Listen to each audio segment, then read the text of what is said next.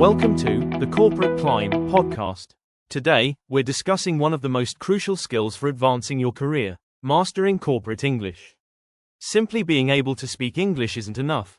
You need to know how to use language that is precise, polite, and professional in a business setting.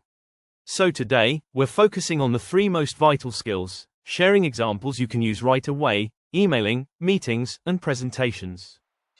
Professional emailing, politeness and precision. Host. Our first skill is professional emailing. An email represents your professional brand, and you must avoid casual language.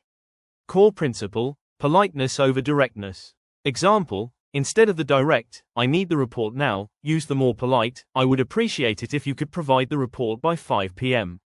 Opening: don't just start with "Hi." Use "I hope this email finds you well," or "I am writing to inquire about."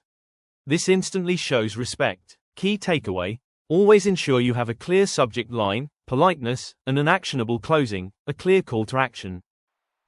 Effective meetings, expertly handling disagreement. Our second skill is effective meetings. In meetings, you need to assert your opinion strongly while maintaining respect for others.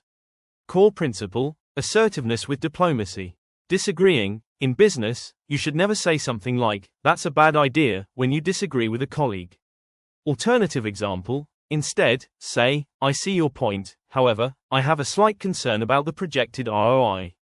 This acknowledges their view first before introducing your professional reservation. Presenting your view. When presenting your analysis, starting with, "From my perspective, I believe," or "My analysis suggests that," gives your words more authority. Closing the meeting. When wrapping up a meeting, always conclude by saying, "To summarize the key takeaways, our next steps are," to ensure clear, precise actions.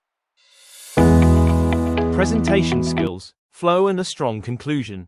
Our third and final skill is presentation skills. Whether you're presenting financial figures or market analysis, flow is critical to keeping your audience engaged. Core principle: clear transitions and strong conclusion. To guide your audience, use clear transition phrases when changing slides, like, "Moving on to the next slide," or "Let's now examine the data." When highlighting a graph or figure, always refer to it explicitly, as you can clearly see from the bar chart. Concluding. In your summary, reiterate your main recommendations strongly. In conclusion, we recommend a pivot toward digital services based on the current metrics. Finish professionally with, "I would be happy to take any questions now." So, we've covered the three essential corporate English skills: emailing, meetings, and presentations, along with practical phrases.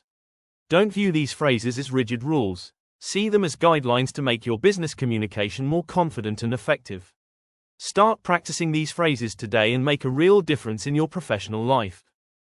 Thank you for watching in. We'll be back next week with more insightful topics. Have a great day.